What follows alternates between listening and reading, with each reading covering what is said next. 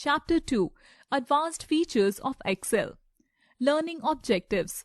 Charts in Excel. Sorting data. Filtering data. Conditional formatting.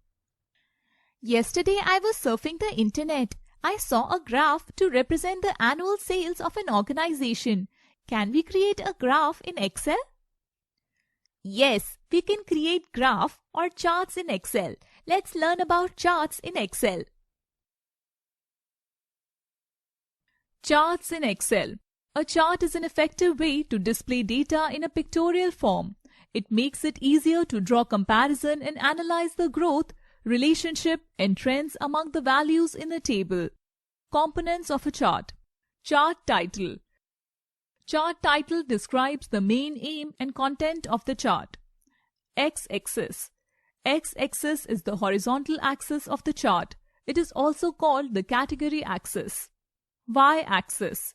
Y-axis is the vertical axis of the chart. It is also called the value axis. Plot area. It is the rectangular area bounded by the two axes. It contains the actual chart and includes the plotted data, data series, category, and value axis. Data series. Data series is related to the set of values. It is represented by the bars or slices that represents the data values. Data labels. Data labels includes data values, category name, series name, legend keys, and values from cells. Grid lines.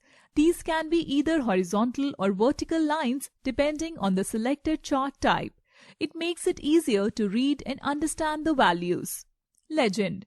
Legend is a key which shows the meaning of symbols and colors used in the chart. Chart area. The area that includes all objects and elements in a chart. Types of charts in Excel. Excel provides a variety of different chart formats such as bar, column, pie, line, area, donut, scatter, surface, or radar.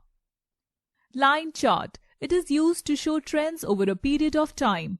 It is similar to plotting a graph on a graph paper with its values on X and Y axis. It uses connecting dots to display trends over a period of time. Column chart. It is usually used to display the data in the form of vertical bars. It is used to show the changes in data over a period of time or comparison among the different data items.